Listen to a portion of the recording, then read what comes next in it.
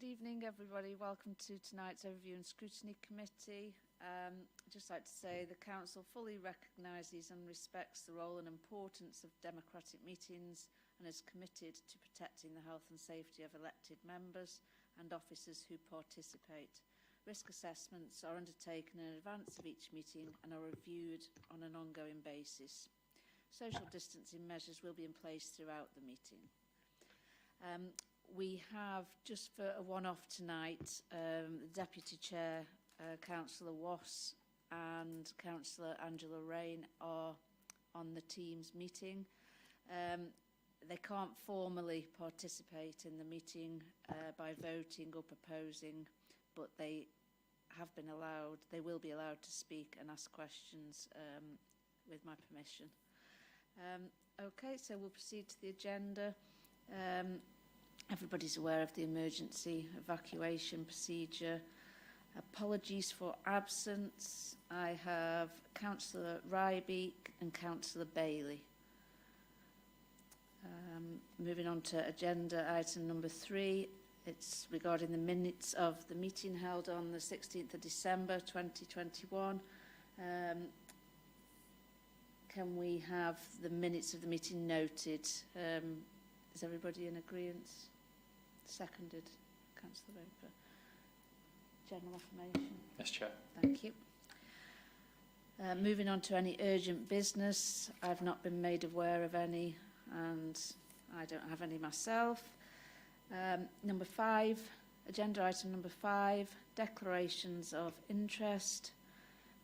Are there any members wishing to indicate any interests?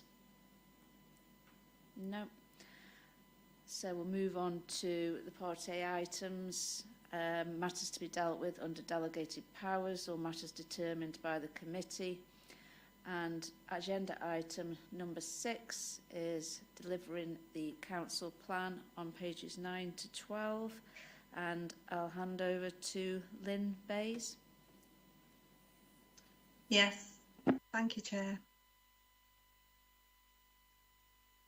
So the purpose of this report is to provide elected members with details of the specific areas where progress for individual KPIs hasn't been achieved over 2 consecutive quarterly performance reports, together with an explanation of the planned actions put in place to make improvements. So there are 2 key performance indicators with an amber status, both in quarter 1 and quarter 2 of the 2021-22 reporting cycle. And they are minor planning applications processed within 8 weeks and other planning applications processed within 8 weeks. The combination of a large increase in applications being received with the impact of COVID-19 and LGR related work has resulted in delays in processing these applications within target. However, a gap in resources in this area was soon recognised and prompt action has been taken to resolve the issue. Several new members of staff are already in post, the impact of which is reflected in the quarter 2 report, already showing significantly improved levels of performance.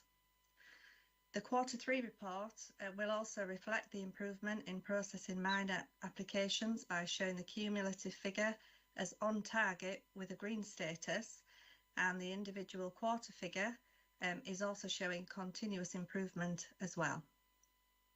The cumulative figure for processing other applications has also improved since quarter 2 and is now only just below target, and again the individual quarter figure is showing continuous improvement. So with the gap in resources now resolved and effective workload planning taking place to ensure that sufficient staff are continuing to work on these applications, further improvement in this area of performance is expected to continue moving forward. So moving on to the red indicator, there is only one key performance indicator with a red status in both quarter 1 and quarter 2 of the 2021-22 reporting cycle, and that one is the percentage of standard searches carried out in 10 working days. So as a result of backlogs basically caused by lockdowns and other COVID-19 restrictions, North Yorkshire County Council has seen the volume of searches received from across the board, from across all North Yorkshire authorities, almost doubling from the previous year. And again, this has had a significant impact on workloads and resources, resulting in delays in processing them within target. So the good news here is that Rydell has now seen a substantial improvement in the speed of processing searches at NYCC, evidencing that the issues there have now largely been resolved. And this is reflected in the Q2 report, and again, Q3 will show further improvement in the cumulative figure. The individual quarterly figure has seen a huge improvement from 55.7% in Q1 to 96.4%, which will be reported in Q3. And the expectation is once again to see continued improvement in this area of performance moving forward as well. Thank you, Chair. I'm happy to take any questions or comments. Thank you, Lynn. Is there any questions? Councillor Wass. Hi, Lynn. Thanks for your report. And just to apologise to everybody who's there. I know the Chair mentioned I can't be there, but I have tested positive for COVID, so that's the reason I do apologise. Thanks for the report, Lynn. It looks very, very positive, but we've got two red indicators there, as you just mentioned, on 6.4 for the standard searches.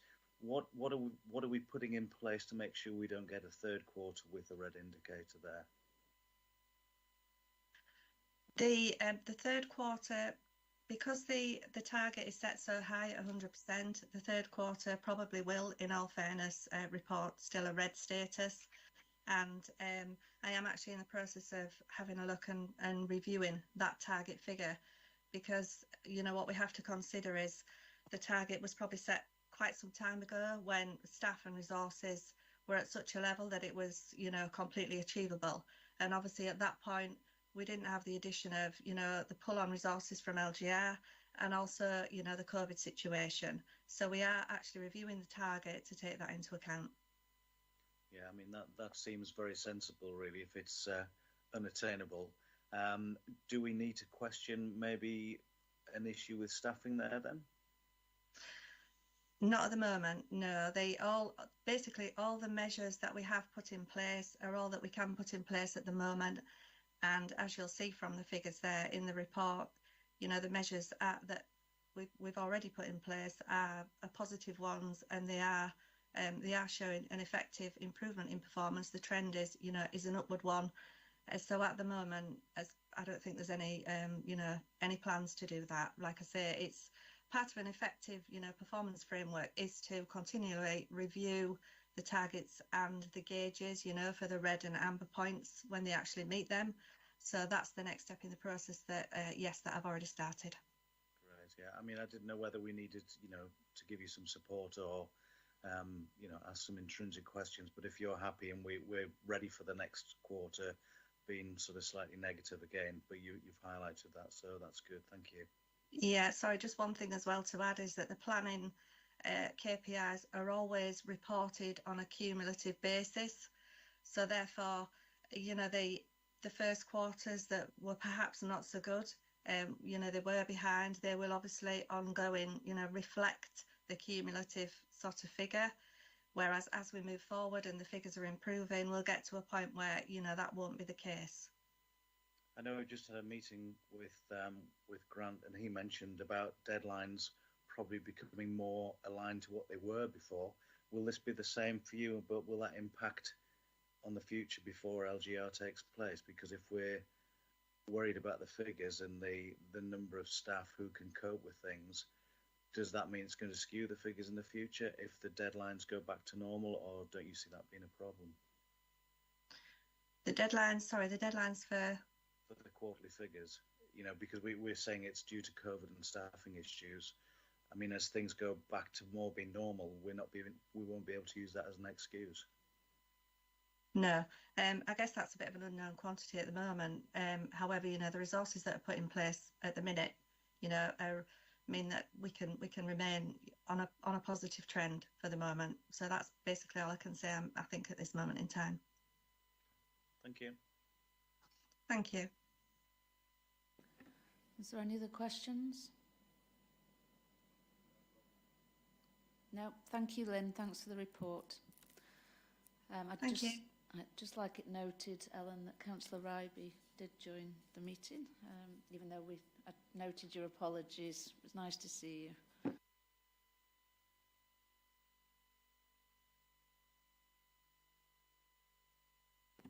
Moving on to agenda item number 7, which is the second internal audit and counter fraud progress report 21-22, which are contained on pages 13 to 28. And I'll hand over to, is it Anton? I'll be myself, Chair, to start, and I'll hand over to my colleague Jonathan Dodsworth. Okay, thanks. Thanks, Connor. If you want to go ahead. Thanks, Chair. Yes, so as usual, this report is divided into two parts. So there's the internal audit progress aspect and the counter fraud aspect. So I'll go through internal audit and then pass over to Jonathan, who can take you through progress to date in the year on counter fraud matters. So so there's a lot of work in progress, which hopefully committees can see from Appendix A to the report. Unfortunately, due to the timing of this report, we weren't quite able to get two of our audits over the line to final report stage, and that's the waste and street scene and payroll audits. They're still in draft currently. Perhaps if the meeting had been a week or so later, we might well have been able to bring them to this committee, but we certainly will be bringing it to the next committee, along with, we hope, all of those audits which are currently showing as in progress in the first part of Appendix A. So in addition to the work that was underway in the last time we reported to this committee, we've also been able to start work on the SIP for Financial Management Code compliance audit and both IT audits that we've included in the programme. So Appendix B just gives you a bit of a flavour as to the priorities of the plan and perhaps how they've moved around, and paragraphs 9 to 10 give some detail to that. It's mainly status quo. And the programme is is progressing as we'd expected, and we've got, like I say, a good level of work in progress at this point in the year. The programme, as it did at the start of the year, also includes a number of audits that are in the do later category. As we've previously explained to this committee, we do oversubscribe the programme when we put it together. Because we anticipate that some areas will increase in priority, some will decrease, and it's all about assessing the relative merit of undertaking audits at any point in time. So just to be aware that obviously if you see some due later audits in the plan, the likelihood is that they will now be part of next year's programme if they're still considered to be a priority at this stage. So we will continue to sort of have our liaison meetings with members of the Strategic Management Board and keep in regular communication with the team so that we are prioritising our efforts accordingly. Just to make members also aware that we did take the decision, again in conjunction with Strategic Management Board, to transfer 20 of our internal audit days from the internal audit work programme to the information governance team and the service that they are providing, just to help them with increased pressures and really the work that they have ongoing, which is highly valued by the council. We took the decision because it's one of the 11 key assurance areas which forms part of our opinion framework, and we felt on balance it made sense to do this so that the council could continue to enjoy the benefits of that service, and we could draw some assurance from the work that our colleagues in the information governance team are doing. So that's the main points, I guess, from the progress in the year to date. As always, we include a short section on the follow-up of agreed actions, and we're generally satisfied, and we continue to be generally satisfied that sufficient progress is being made to address control weaknesses that we've identified as a result of our work. And if that situation were to change, then we would let this committee know. So I'll just hand over to Jonathan now to take you through the counter fraud aspect of the report. Thank you, Connor. Good evening, Chair, councillors and officers. My section of the report updates the committee on counter-fraud works since our last report, and it starts on page 24 of your packs. I'll pick out some key highlights that I think are worth mentioning. We undertake a program of fraud awareness throughout the year. So, and it's a very important part of our work. In October, we raised awareness of cybersecurity matters throughout the course of that month. In November, to mark International Fraud Awareness Week, we encourage staff and the public to report any concerns that they might have about fraud against the council. And in December, we raised awareness of money laundering and bribery as part of International Anti-Corruption Day. I'd like to note a particular threat to all councils that is currently happening nationally, and it's a type of fraud called mandate or payment diversion fraud. And this is where criminals divert legitimate council payments that are meant to go to our suppliers, but in fact they try and divert them into criminals' hands. Often these criminals are operating overseas and the money disappears very quickly. Rydell has not been a victim to this fraud, but other councils nationally have. And when they have, the amounts can be eye-wateringly large. So we've worked with council staff at Rydell to ensure that they're fully aware of the threat and that the controls in this area are strong. And I think we're confident that the threat is under control. I'd like to mention COVID-19 grants. We continue to work with the council to meet government guidelines around the issuing of COVID-19 grants. I haven't specifically name-checked it in the report because I think I wrote it before it was announced.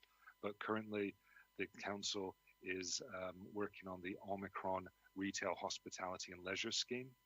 And we're assisting the council to undertake checks to ensure that the money goes to the right people effectively.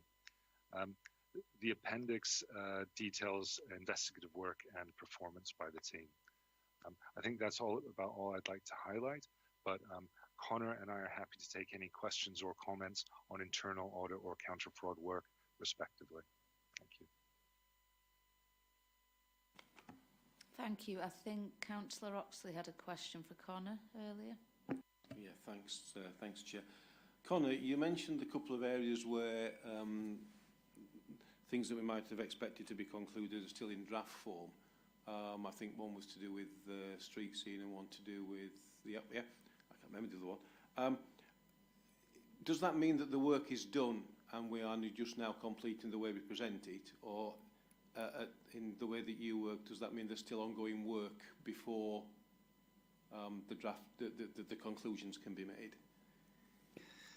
Thank you, Councillor Oxley. Good question there. I can confirm actually that the report is in draft stage, so there's no further work to be done. All officers agree with the findings of the report. It's just about coming up with some actions which are workable and will make a real difference, and that's why we're taking perhaps a little bit longer than we otherwise would to make sure that we're absolutely sure that the actions that are going to be taken will be effective. So no further work for us to undertake in the sense of audit field work, but it is always a challenge to make sure that the final product is as good as it can be. So we've just taken the decision to delay that to allow all parties who are interested in those reports to have their say. Right, thank you, that's reassuring, thanks. Councillor Raper. Thank you, Chairman. Good evening, gentlemen. Thank you for your presentation so far. I'm a little bit concerned at item 12 on the report, a follow-up to discussions Strategic Management Board. I understand, I take on board what you've already said, but I'm a little concerned as to who will be the beneficiary for all this work that you're going to be doing on that particular heading. Will it be this council or the next council? Because if it's next council, I'm thinking that we should be using that time for our purpose and our benefit rather than anybody else's. Thank you. Absolutely, and thank you for the question. I can absolutely confirm that those 20 days will be used for the benefit of Rydell District Council. They're all for the equivalent.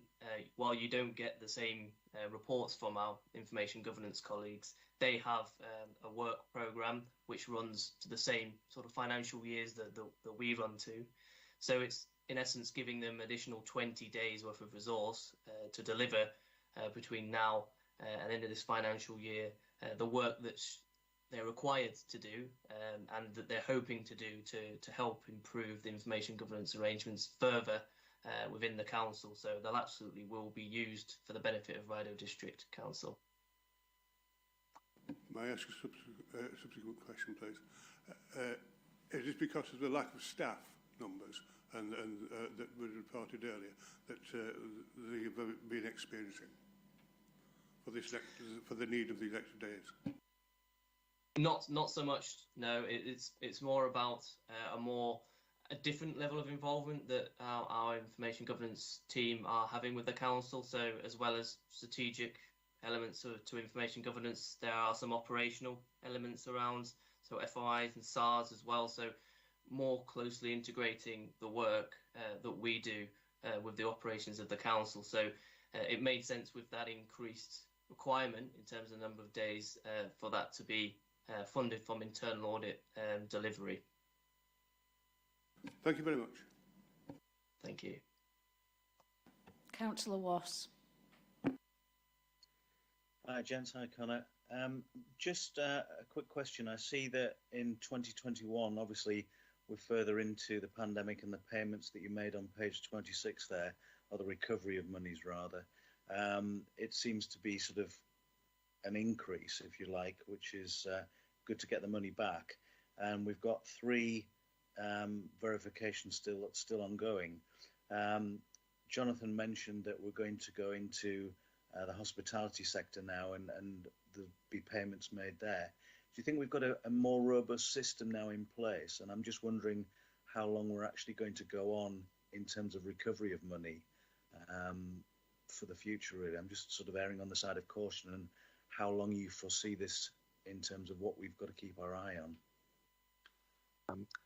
I think that the council and all councils, to be honest, are in a much better situation now than they were at the beginning of the pandemic. I think councils have become quite used to delivering these schemes in difficult circumstances and quite good at sort of spotting the problems that are inherent in these type of exercises, which is the distribution of quite large amounts of taxpayer money to businesses.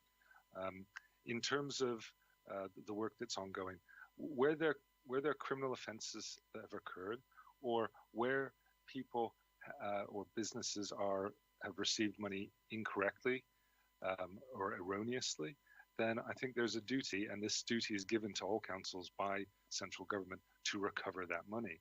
And central government will not be happy to refund councils for any money lost due to fraud or error unless they see a number of things happen. And part of that is, taking a kind of a robust approach. In terms of the Omicron retail scheme, we think that there will be fairly limited numbers of recipients in compared to previous grants. But equally, fraudsters are a bit more aware of them at the moment. So I'm aware of a council in our area with an online application form. And in the first 2 days, they received 22 fraudulent applications.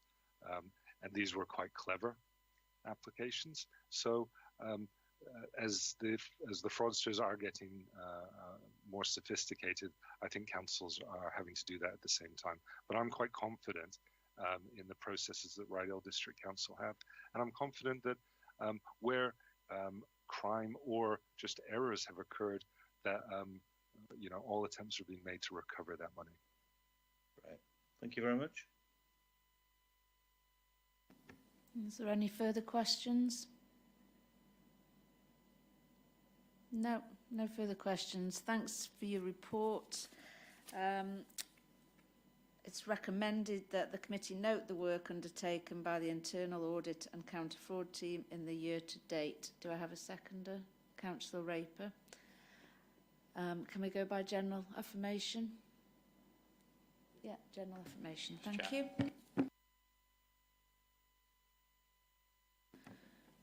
Moving on to agenda item number 8, which is the Internal Audit Plan 22-23.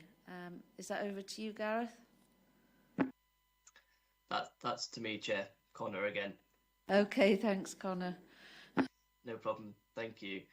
So this is a report that you will be used to receiving. You receive it around this time every year, and it marks really the start of our planning process for the coming year. So the purpose of the report is really to seek your views as members of the Council's Overview and Scrutiny Committee on risk areas and priorities for audit in the last year of the Council's operation in 2022-23 to help us then inform that process of work programme preparation. So it is a fairly standard report. There aren't too many changes, though we have changed tack a little bit in terms of, I don't know if you recall, we used to present a long list of audits under several headings. We've now opted to, under our 11 key assurance areas, give them a bit more of a broad definition so that it could perhaps help you and help formulate your thinking around priorities for the year to come. So as I said previously, we're currently at the initial stage of planning for our work for 2022-23. Consultation meetings will be held with Strategic Management Board and other representatives across the Council in February and March, and it will take into account those 11 key assurance areas that I just mentioned then. And in particular, we're going to make sure that then there is that we're providing that coverage and that surety around process, while, as we've heard already, the Council is otherwise engaged to some extent in dealing with the preparations for LGR. So our role is just as important in this final year as it has been in previous years. So as well as forming our own views on the risks and priorities, we are looking to yourselves as members, and we'll be doing the same for senior officers as well, to have particular input this year. And we say at paragraph 6.9, there are perhaps a number of ways that this could go. We might well decide to just focus on the key fundamental material systems and those key processes, make sure that they are operating while the Council is diverting a significant amount of resource to LGR. Or it might be that we take a more strategic approach and a more reactive way of working towards ensuring that the Council's officers are geared up to make the right decisions, be supported in their preparations for LGR. So it could well be a blended approach of the two. And as ever, our approach to planning is flexible, our approach to delivery is flexible. So whatever we agree now can be changed during the year. But we'd like members to kind of be rest assured that we will be flexing our approach and making sure that we divert and we have our resources as well as we can aligned with priorities for the Council. So as I say, in Appendix 2 to this report, there are a number of key assurance area definitions set out just to help your thinking. And really, we're just looking for any views and comments from members at this stage, which we can use to factor into planning for 2022-23. Thank you, Chair. Thank you, Connor. Are there any questions? Councillor Oxley. Just to pick up on what you said, Connor, an observation rather than a question. I mean, obviously, the work associated with LGR and getting there is going to be a fairly significant impact right across all the 11 points that the 11 key areas. I would just like to make a personal view clear that at the end of the day, systems are systems and machines are machines and assets are assets, but we also have a lot of people. And I would like to ensure that in this process we ensure that the absolute maximum support and help, whatever that means within the terms of an internal audit, can be given to making sure that the transition for people that work for this organisation is as straightforward, as easy and as well looked after as it can be. Thank you, Councillor Oxley. Absolutely. Very, very valid point. And as far as possible, that support and advisory element of internal audit we'll be looking to put into practice as best we can.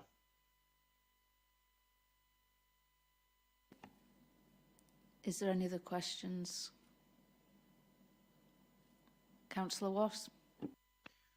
Yeah, just thank you, Chair. Just to come in on that, actually, Connor, it's probably, I don't know whether it's a question you can answer, but in terms of people, as Councillor Oxley said, then, you know, they're key to anything.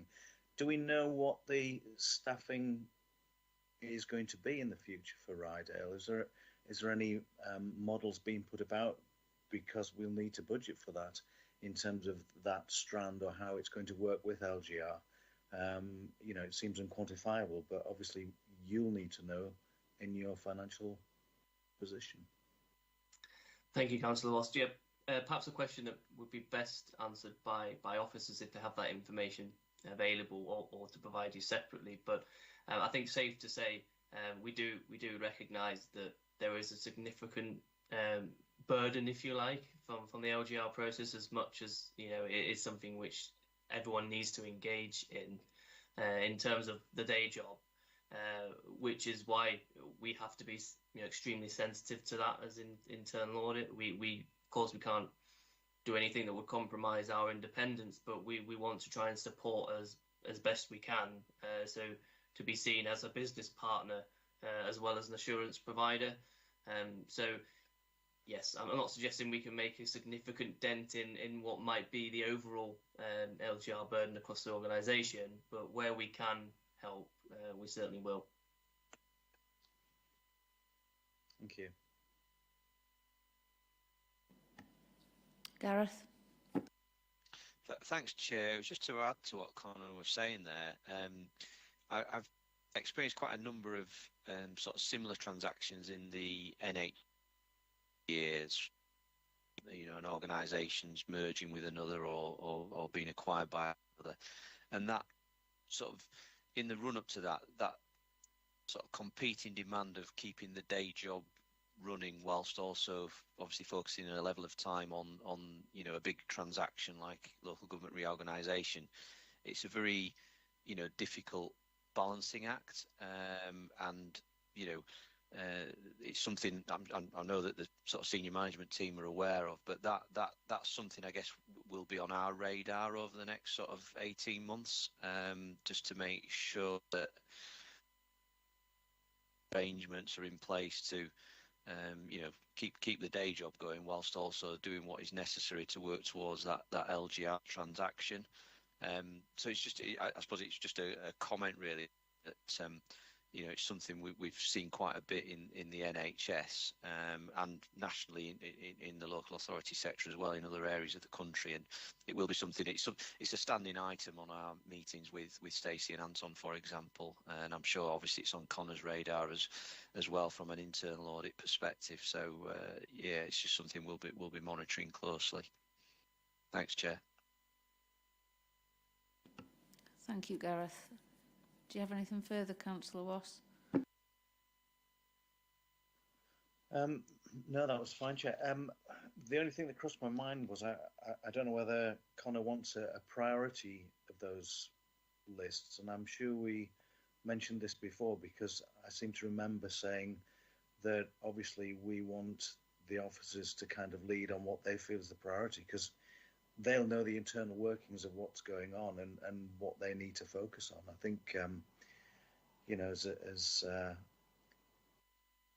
people who are there to help as a councillor, it is a different remit to somebody who's in the internal workings of the job. Absolutely, Councillor Wass. Yeah, I think what I would say is, yeah, any comments gratefully received, you know, be it at this committee meeting or thereafter at any point during the year as to priorities, be it on those key assurance areas or individual audits which you feel would be useful to undertake within those areas. So it's not your only your one and final chance to comment. And yes, a big part of the process for planning preparation is speaking with those officers you refer to. So you know, it's about being as collaborative as we can in putting together the best plan possible for these last 12 months of operation of the council. So yeah, my door's always open for any comments throughout the year. So thank you for that. Yeah, thanks, Connor. Thanks, Chair. Councillor Oxley. Yeah, Connor. Sorry, I'm not sure this is going to get to a question. It's just gone through my mind now as Clive was speaking.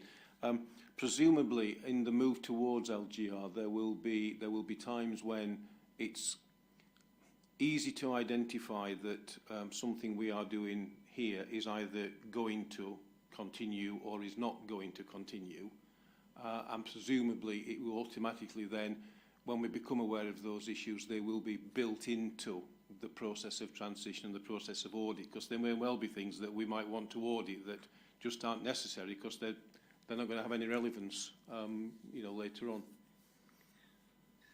Absolutely, yeah. That's a key part of our prioritisation. So, if something can be drawn, you can draw a line under something, and it no longer has any relevance or bearing on the new authority, then perhaps it's less worthwhile reviewing, other than ensuring that process was closed down as it was supposed to be closed down. A lot of our work, I would imagine, is in ensuring preparedness of the council ahead of LGR in whatever stream that might well be. So the new authority has those assurances as well. The Rydell District Council is in a good state in terms of its control environment. So probably your point there in terms of how it relates to us is, yes, we should be taking that on board in our prioritisation through development of the audit plan. Great, thank you. Councillor Wass. Yes, sorry to come back on this again. Just thinking while Councillor Oxley was thinking while I was talking, I was thinking while he was talking. It might be Gareth or Anton, I don't know whether you want to answer it, Connor, but what do we foresee as being the pitfalls, looking ahead? Because forewarned is forearmed, isn't it? And I think with the experiences you guys have gotten, as Gareth has said, about transitions in the NHS with similar models, what do we look to in the future as saying we've got to be cautious of or monitor for the well-being of this transition?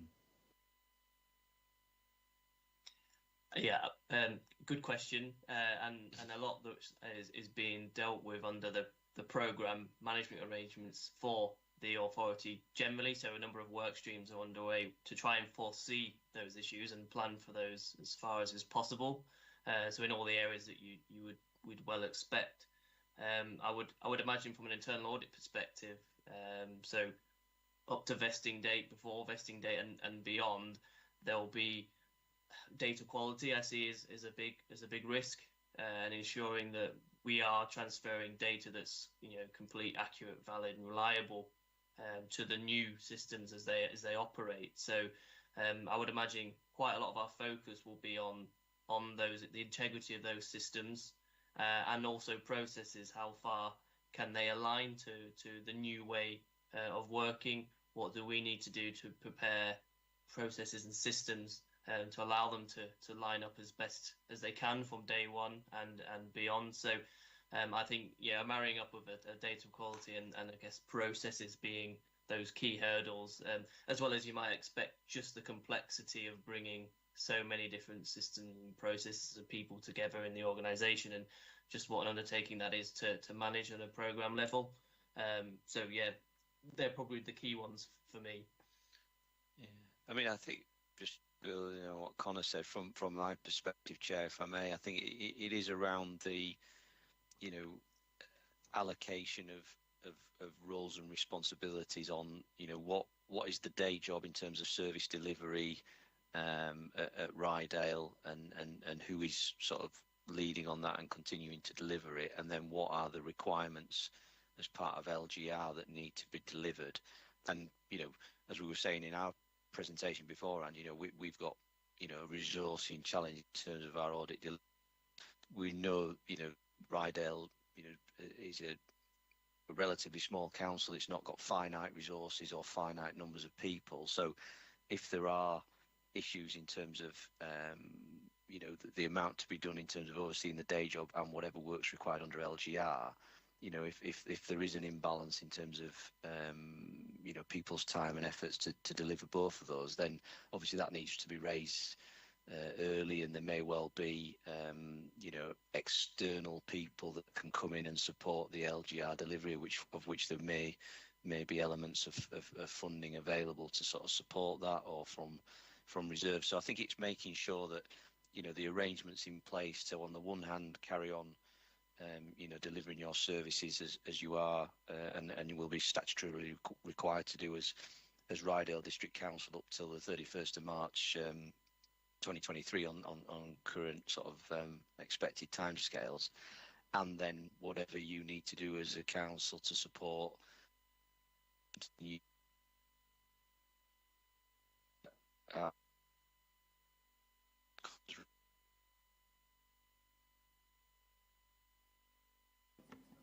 Sorry, Gareth, we've lost you. Am I back now, Chair, or? You are, but we missed the last bit. All right. Well, I think it's just that point around, you know, having a delivery plan linked to the available level of resource within the council for the day job and what needs doing for LGR. And if there is an imbalance on that delivery plan, that's raised early on, and other options, I guess, are identified to potentially bridge that gap. Thanks, Gareth. Councillor Wass? Well, I just wanted to bring Jonathan in, actually, because it was something, I can't remember which of you mentioned something about data quality in the transfer. But if I was a criminal mind, and these programs that are on TV that you watch, data transfer and finance, that would be a key time to access something in terms of, you know, embezzling or doing whatever. What kind of protocols have we got in place for security, transferring data across from one council to the new council? I think that's a really good point, Councillor. I think that it's a time of vulnerability for the new authority, and while a lot of financial information and data will be transferred, so councils have good protocols for secure transfer of data. I think that if I think back to when I started in my role, you know, a very long time ago, there wasn't very much. People emailed a lot of information around. I think it's taken much more seriously these days. I know that there are a number of work streams going on within North Yorkshire County Council and involving all the councils that are going to merge into the new authority. And I'm sure that this will be considered. There's certainly a counter fraud stream, and yeah, I'm happy to take that up within that stream and to try and get some reassurance around that. That's great. Thank you very much, gents. Thank you. Thanks, Chair. Councillor Oxley. Yeah, having made my plea about the importance of the people-related stuff in this, it just strikes me that whilst I'm not suggesting we shouldn't worry about strategic planning, given that we're moving where we're going, and with somebody else's strategic plan is what we're going to be part of going forward. You know, Councillor Wass asked about prioritising. I think I'd wave an early flag that says maybe that's not as important as it might have been in the past. And that's just an observation. I'm not expecting a reaction. In fact, I don't want one. I just want to make the point. Thank you, Councillor Oxley. Is there any other questions or input? No? Okay.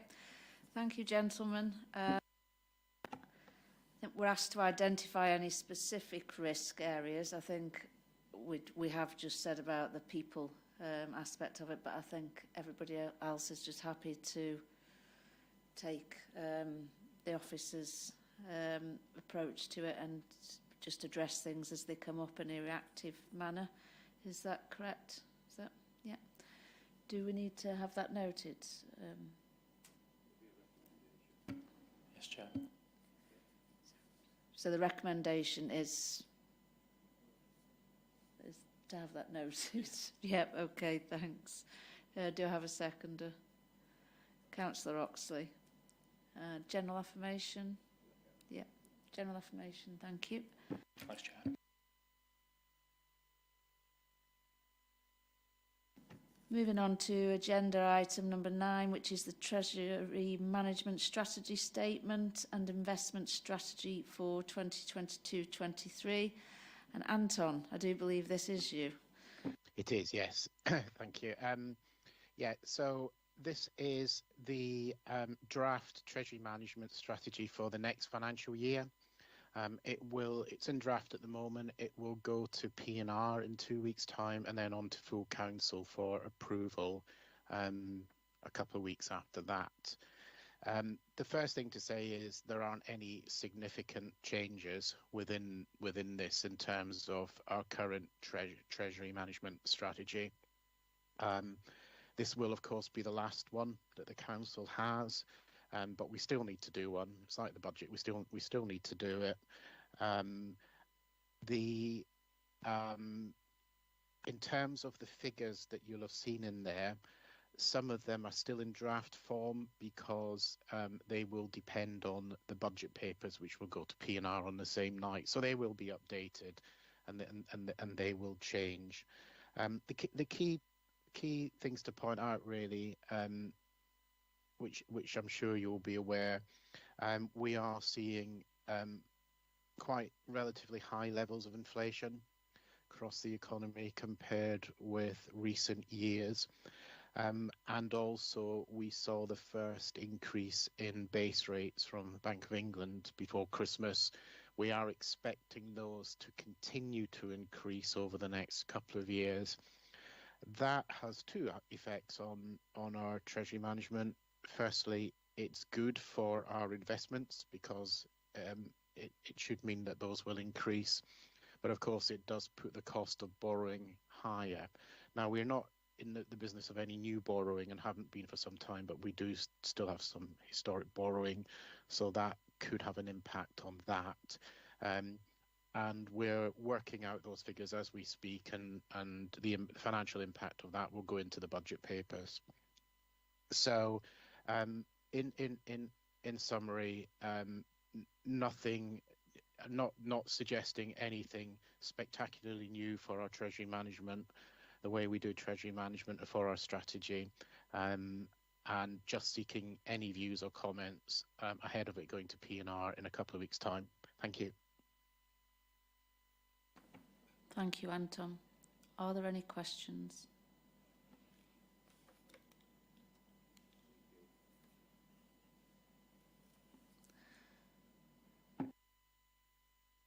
There's no questions. Thank you. Thank you, Anton. Thank you. It's recommended that the council approves. I'll go through all of these. The members received the report. The operational borrowing limit for 2022-23 is set at 7 million. The authorised borrowing limit for 22-23 is set at 12.5 million. Councillors delegate authority to the Chief Finance Officer to effect movement within the agreed authorised boundary limits for long-term borrowing for 22-23 onwards, and councillors delegate authority to the Chief Finance Officer to effect movement within the agreed operational boundary limits for long-term borrowing for 22-23 onwards, and that the Treasury Management Strategy Statement for 22-23 be approved. Number 7, the Minimum Revenue Provision Policy Statement for 22-23 be approved. Number 8, the Treasury Management Investment Strategy for 22-23 be approved. The Prudential Indicators for 22-23, which reflect the capital expenditure plans, which are affordable, prudent and sustainable, be approved, and that the capital strategy for 22-23 be approved. Do I have a seconder? Councillor Raper. Can we go to general affirmation on this? Yes, could that be noted for general affirmation? Thank you.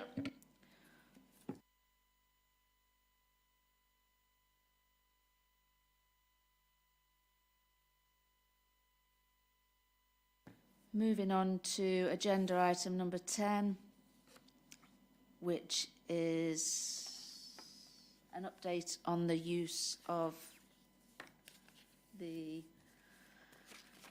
I say Riper. It's the use of the Regulation of Investigatory Powers Act 2000. And I'll hand over to Simon Copley.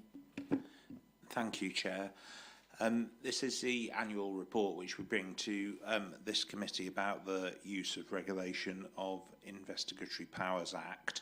That Act gives local authorities certain powers to undertake covert surveillance work, and we have to have certain procedures and protocols in place for if we wanted to use those powers. In short, we haven't used those powers during the last year, and we haven't used them for some time before that. So in a sense, the report is a nil return. But an important update for the committee is we were inspected on our RIPA arrangements in October last year. There is an investigatory powers commissioner who inspects local authorities, and we had a remote inspection, and the overall outcome of that inspection was positive. They confirmed we discharged all of the recommendations from the previous inspection. They didn't need to come on site and undertake a physical inspection. There were some recommendations to details of the Council's RIPA guidance document, and I'm pleased to report the work is underway to update that, taking on board the recommendations made. I'm happy to take any questions, Chair, but the recommendation in this report is to note that we've not used any RIPA powers this year. Thank you. Thank you, Simon. Councillor Oxley. Work's underway, Simon. Have we got a sense of when that work will be finished? And if so, will that mean anything has to come back to this committee or to other committees to be approved? I'm advised by the people undertaking the work, it's our colleagues in information governance at Veritao who are undertaking that update, that work is nearing completion. Because it's a guidance document rather than a policy, it doesn't require a member approval on updating. But I was told shortly before the Christmas break that the work was nearing completion, so and they'd picked it up straight away after the inspection in October. Councillor Rain. Thank you, Chair. Sorry, I'm not there. I've supposedly got COVID symptoms, but I've tested negative. But for everyone's sake, I'm at home. I just wonder, Simon, I'm just curious who actually decides and makes the decision, if it ever, to do a covert sort of surveillance, etc. Who actually has that authority to make that decision? As a council, we have to have designated authorising officers under the RIPA arrangement. So we've got three. Those individuals are Philip Spur as Programme Director for Place and Resources, Margaret Wallace as Programme Director for People and Resources, and Robert Robinson as Environmental Health Manager. So if we did want to use the powers, one of those authorising officers would have to approve that, and then an application is made to a magistrate's court. So it's a two-stage process, but as I say, we've not needed to use that neither this year or in recent years previously. Thank you. Thank you. Is there any other questions? An observation, Councillor Raper? Thank you, Chair. This two-step authorisation is the key to making sure that members of the public can be confident that will not be used without authority and without good reason. And it has to go through senior officers at this end, and then it has to go to a magistrate who has to be given full fact, and their knowledge of what they're doing and what they're about is such that they will only allow with overwhelming evidence that there's something amiss. Thank you. Thank you. No other questions or observations. So it's recommended that members note that no application for covert surveillance has been made to the Council's approved authorising officers in the last 12 months, and as a consequence, no application to the Magistrates' Court requesting approval of any such grant has been made. Could I have a seconder, please? Councillor Raper. Can we go by general affirmation again? Thank you. Thanks, Chair.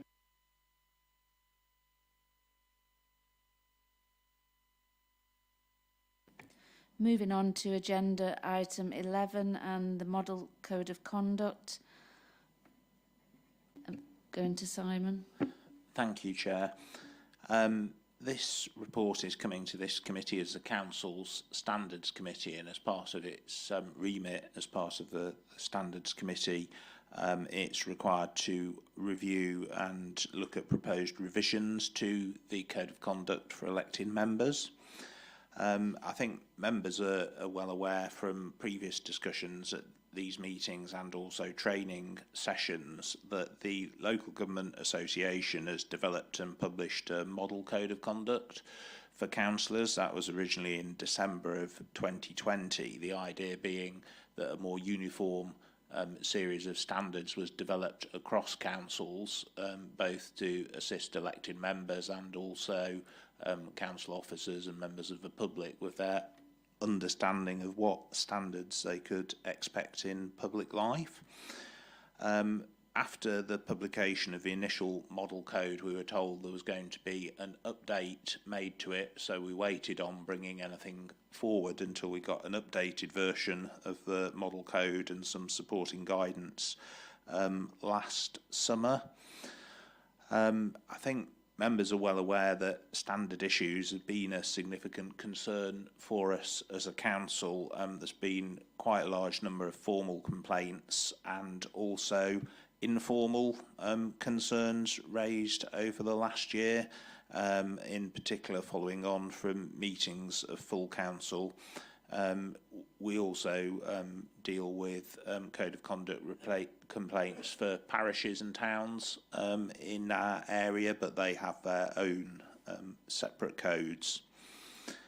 The current code of conduct at Rydell District Council is not easy to use or understand, and I think it's fair to say it doesn't provide a clear set of standards for any of the parties who may be interested in looking at it, and that doesn't help either in promoting good standards of conduct or in dealing with complaints when they arise.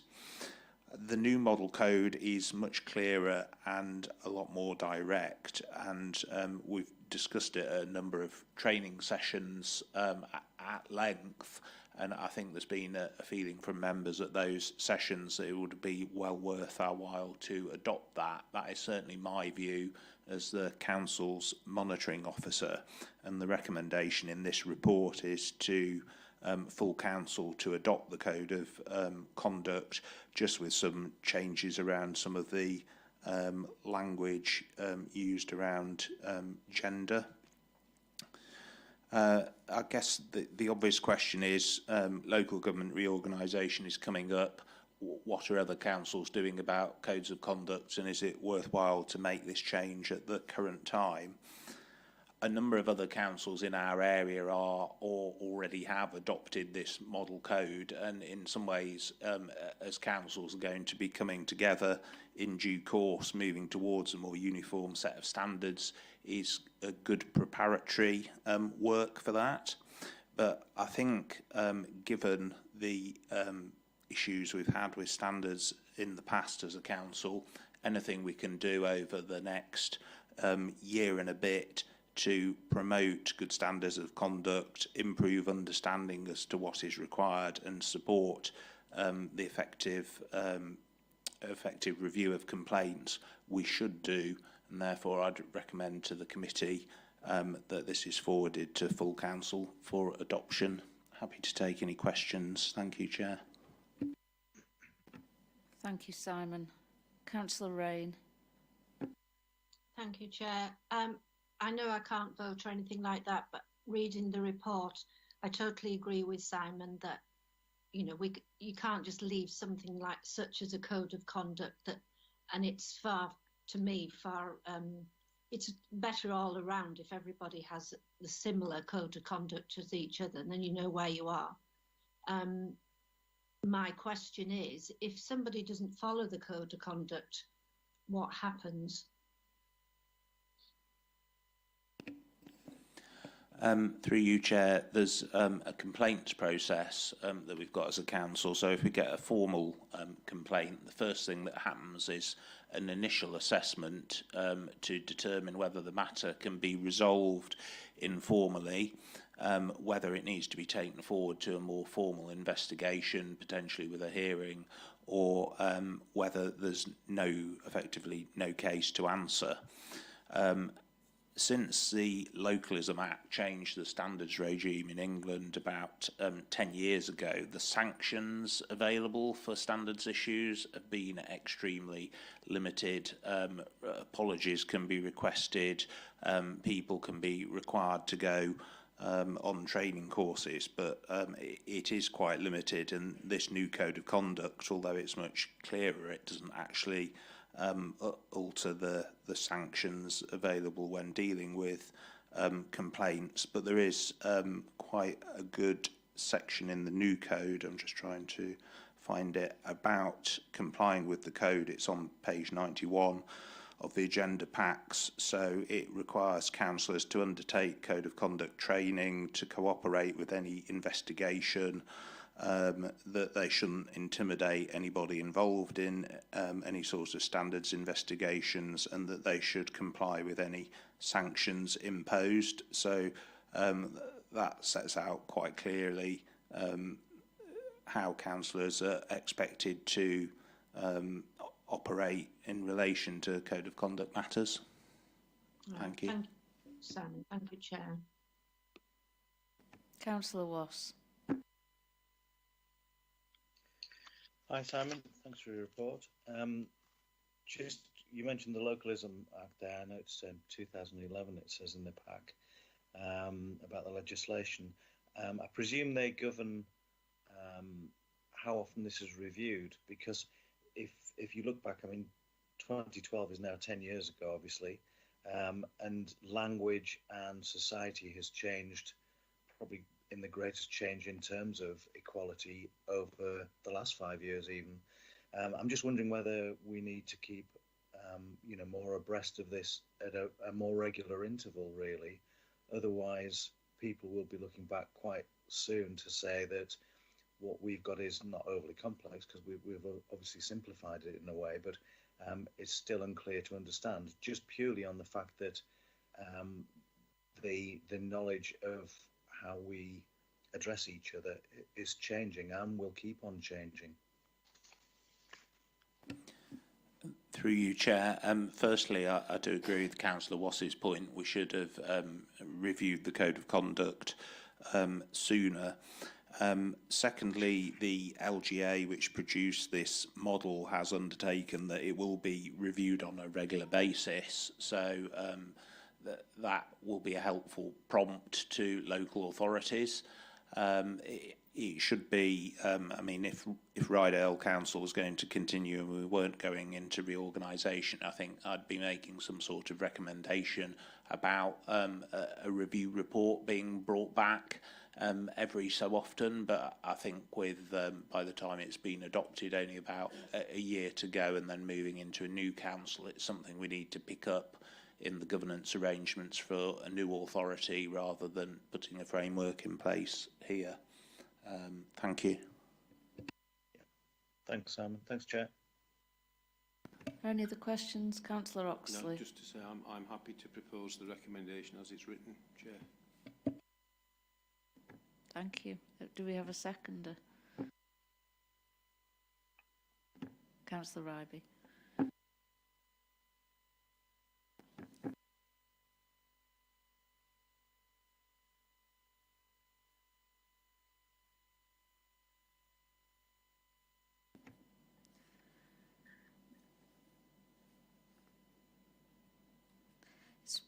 Do I still have to read that out now? Oh. It's recommended to the Council that the Local Government Association Model Code of Conduct for Councillors be adopted as Rydell District Council's Code of Conduct for Councillors, subject to minor amendments to replace gender-specific language, brackets, e.g. him, her, close brackets, with gender-neutral language, e.g. there, and to add a socio-economic group to the list of characteristics to be protected in the Equalities section. Do I have a seconder? Thank you. Councillor Garbett-Moore. Can we go by general affirmation? Yeah, thank you. Okay, Chair.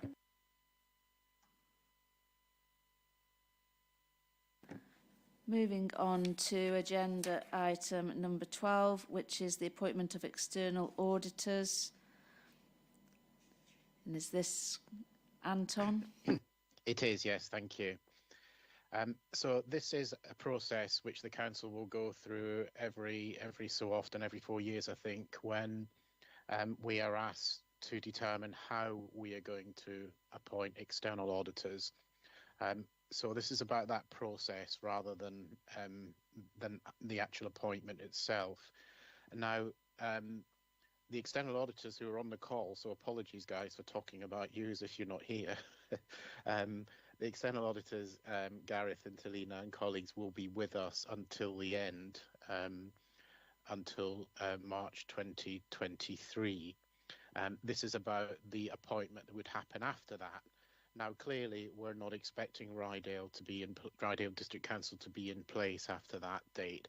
However, we do need to go through the process to ensure that we do have auditors if it doesn't happen, frankly. What we have normally done is we have asked the national body that Gareth referred to earlier to do that for us. The alternative is to undergo a procurement process ourselves, which I would strongly advise we didn't, because of I suppose because of our own ability and capacity in the next year or so.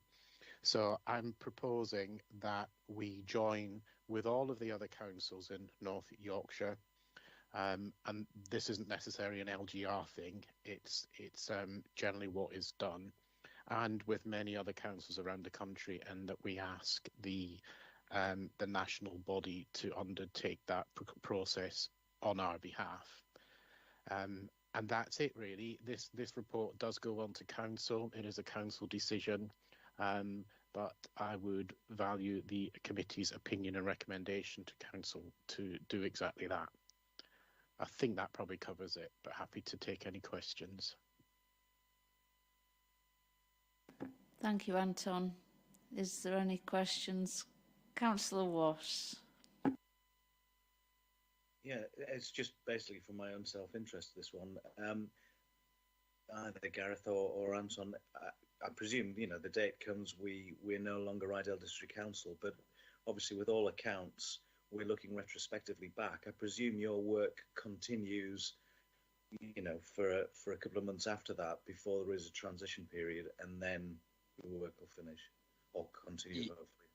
Yeah. Do you want me to go first, Anton, there, or is that all right? Through you, Chair. So yes. So as things stand at the minute, we are anticipating that Rydell District Council will cease March 20. So the 22-23 12-month accounts will be the last set of accounts of Rydell. But clearly, the audit process of it on current timetables is likely to run through to the end of September 23, if everything runs to time. And clearly, that audit process will need to take place as it normally does, but it would be under the banner of the new unitary authority. Now, in an ideal world, in order for that audit to go smooth, the sort of residual Rydell finance team, if you like, would still be available to deal with the audit and for us to engage with the audit. Clearly, if things are different to that would be more challenging than ordinarily it might be. And I think just picking up on, and so clearly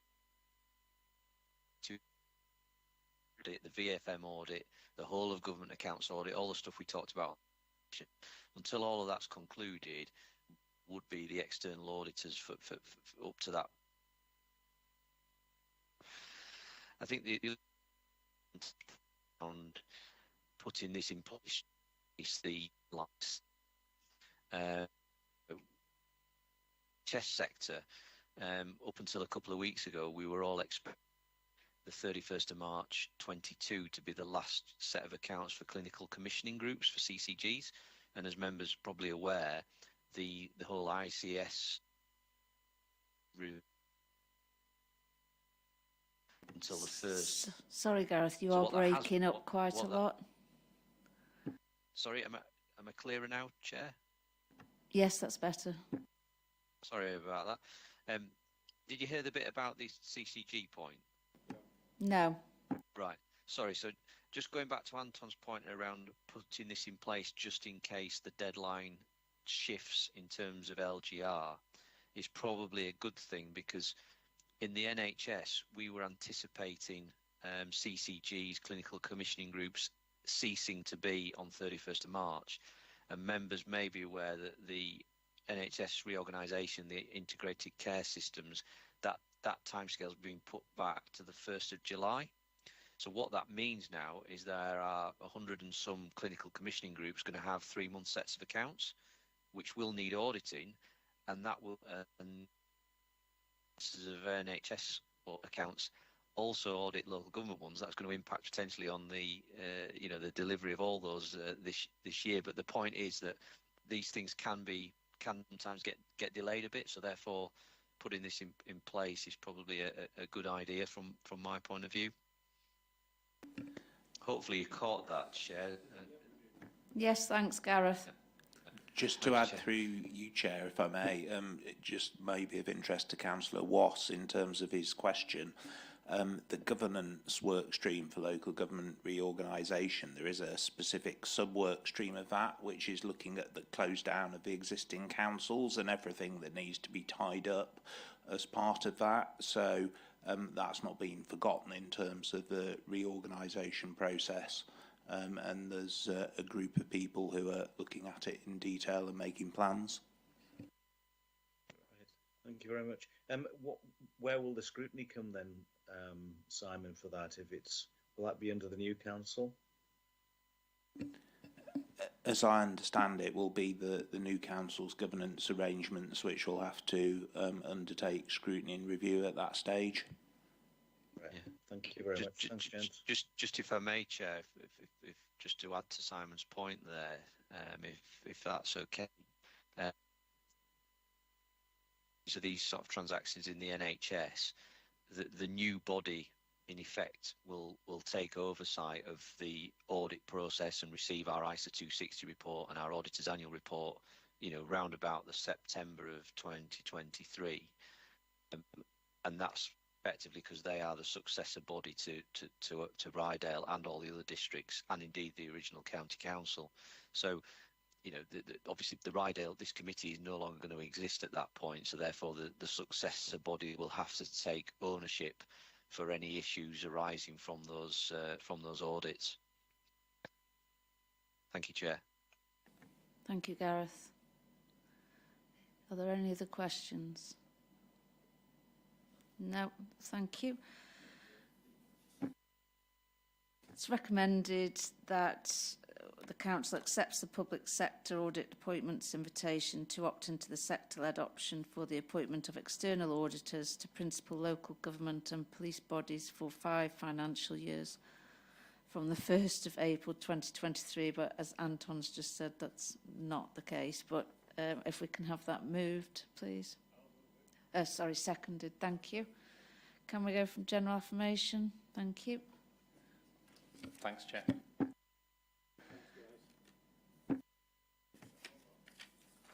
Thank you, everyone. Moving on to agenda item number 13, which is the ONS forward plan. And Simon? Just 2 updates to report on this. Thank you, Chair. The first one is for the February meeting of the committee. there will be an additional report, which is the final report from the scrutiny of staff appraisals. Our colleague Will Baines has been drafting that in conjunction with HR, and I believe members of the task group have seen a draft, so that will be ready to come forward to the meeting in a few weeks' time. The second update, the item scheduled for the March meeting entitled Safer Rydell and Rydell Community Safety Partnership Action Plan, that is going to be rescheduled and will now be coming to the April meeting. Happy to take any questions, but that's all of the update. Thank you. Thank you, Simon. I don't think there's any questions. Can we have the forward plan noted? Councillor Raper seconded. General affirmation? Yeah, thank you. Thank you. Moving on to agenda item number 14, there's just something I needed to briefly discuss, which was I've had a few complaints and concerns regarding the cancellation of the planning meeting at late notice. Instead of inviting the chair of planning to the committee like we did the chair of council, I think moving forward we should just hope that it won't happen again now that the whole country's opening up again.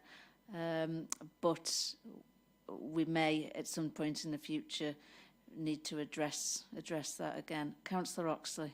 Sorry, can you just repeat what you said, Chair, about what that meeting was? Was it cancelled, or was it postponed, or was it rescheduled?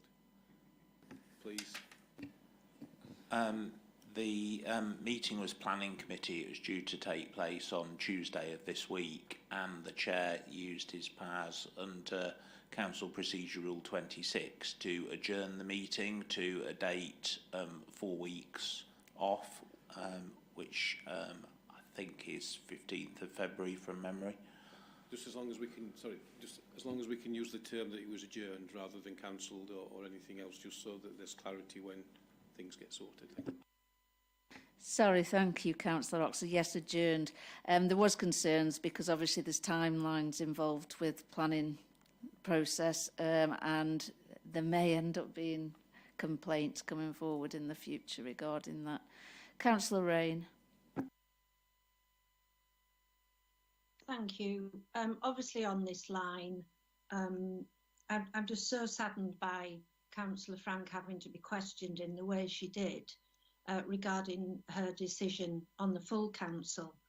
We've just adopted the LGA Code of Conduct, and the LGA in December were calling for urgent legislation for remote council meetings in light of... Councillor Rain, I just don't think this is appropriate at this time. We've addressed this before. Complaints were received, and we decided to invite Councillor Frank to the committee. Care. And do you not know the number of councils that cancelled in December? I'm sorry. Councillor Rain, there's been a time to discuss this and it isn't now. Okay, thank you. Councillor Wass. Thanks, Chair. I was just wondering a question. I don't know whether anybody can answer it, but you were saying time pressure in terms of people waiting for applications being made. Will those that are urgent be taken up by the internal officers at the council? I think that'll be have to go to the officers, Councillor Wass. I can provide you an update on that, Councillor Wass. I understand from my colleague Jill Thompson, the Planning Service Manager, that there's not an issue on this occasion with any timescales, so all of the planning decisions that were pending stand adjourned to the new date.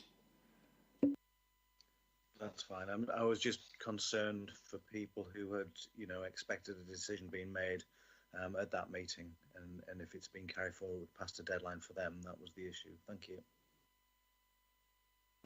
Thank you. The last thing I'd just like to say is to say goodbye to Simon and thank you for all his help over the past 2 years, and to wish him good luck in the future. Yeah. Thank you very much. That's much appreciated. Thank you. Thank you for attending, everybody, and that's the end of the meeting. Good night. Thank you. Thanks.